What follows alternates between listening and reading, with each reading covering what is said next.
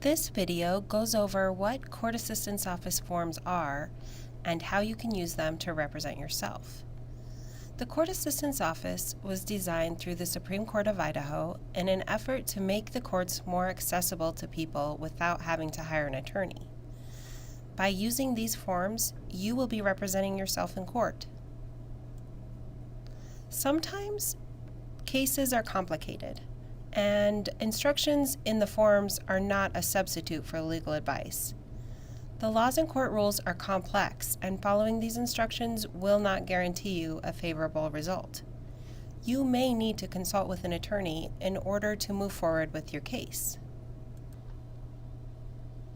Most Court Assistance Office case types can be divided up and explained in 3 easy steps.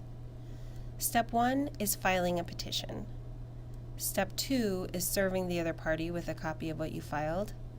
And then step 3 is waiting 21 days to give the other party a chance to contest or respond if they want to. And then afterwards, if they haven't responded, you can submit paperwork to finalize for what we call a default judgment. This can be done 21 days after they've been served. So step 1 is filing, step 2 is serving, and step 3 is waiting 21 days and then finalizing. So let's take a little bit closer look at what we do for step 1. First, you're going to want to get your forms. All Court Assistance Office forms are available online for free, or you can get them by email from your local court assistance officer, or you can come into the courthouse and purchase them for a fee. Once you get your forms, you're going to fill them out, make sure you use black pen, and then you can have a court assistance officer review them for you. Then you're going to want to make copies of your forms and then pay your filing fee and file them at your local courthouse. When you go to file your Court Assistance Office forms, if you are filing a case that has to do with child custody or child support, you are most likely going to be ordered to attend a Focus on Children class. This is a co-parenting class that's uniform throughout the state of Idaho. No matter what county you file in, you're probably going to be ordered to attend this class. If you have children between the ages of 6 and 17, they will probably be ordered to attend a children's class at the same time. The class is $35 per party, and you will want to ask any specific questions to your local family court manager. After that order is issued, you're going to see some joint prohibitive orders issued. The first one would be a joint prohibitive order on the children, and the next one would have to do with divorce only, a joint prohibitive order on property. If you have any questions about these, please read them. They're very descriptive and explanatory. It's nothing you need to panic about. They're mandatory orders ordered for any case type that has to do with either child custody or divorce, and you'll just want to be familiar with them and know what's expected of you so you can move forward with your case. Once all these orders have been issued by the clerk, your paperwork is going to be divided up into 3 piles. First, you'll have a pile of all the paperwork for the judge, and then you'll have a pile of all the paperwork for you, and then a pile of all the copies of the paperwork for the other party to be served with. When you are done at that counter, you've just transitioned from step 1, filing, to step 2. Now it's your responsibility to make sure the other party is served with their pile of copies. The Court Assistance Office has 2 forms that you can use to verify to the court that the other party has been properly served. The first one is called an acknowledgement of service. This works really well when you're working with the other party. They would sign in front of a notary acknowledging that they received the forms on a specific day. This also works really well if the other party is out of town. This can be signed by any notary in any state. So if this form is convenient for you, take advantage of it.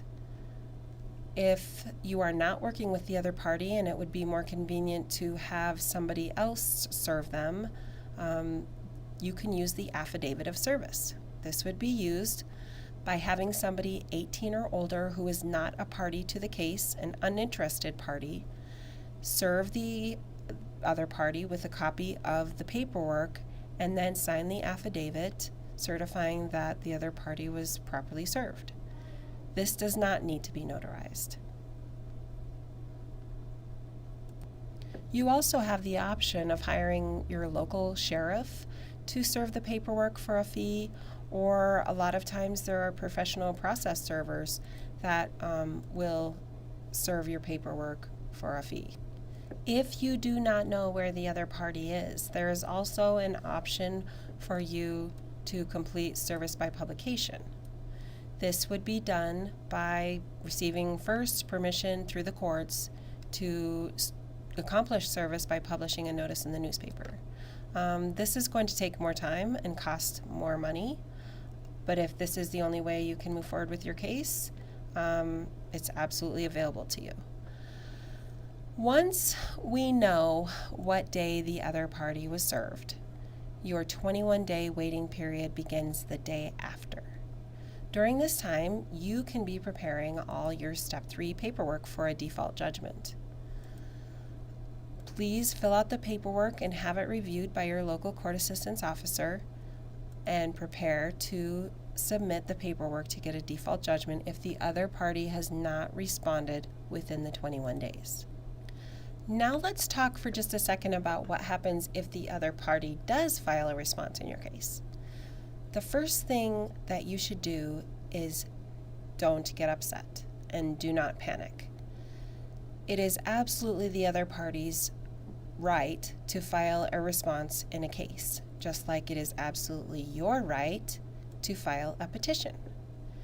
Instead, what you need to do is carefully read the document, because it is either going to be a response or a response and counterclaim. And it's important for you to know exactly what it is. If you need help, you can contact your local court assistance officer, and they can help you identify what type of response was filed. So if it's just a response, you need to read it over and identify what the other party agreed with and what they didn't agree with. If it's a response and counterclaim, then you need to respond to the counterclaim within 21 days. Now, there's always two things that are going to happen if somebody files a response in your case. First, if your case involves child custody and child support, you are both going to be required to submit mandatory child support disclosures to each other. This is a form that discloses your income for the last 2 years and year to date to each other. Contact your local court assistance office and they can provide these forms for you. They are also available online. So make sure you get those started. They're not hard to fill out, but they are important to complete. Next, your case is going to be set for a scheduling conference in front of the judge. This is not the trial. This is where they will schedule the trial. It's important for you to be there so that your case can move forward and you can possibly be ordered to mediation in your case. If you have any questions about what has been filed in your case, please contact the local court assistance officer as soon as possible to obtain forms and detailed instructions explaining the next steps involved in your case.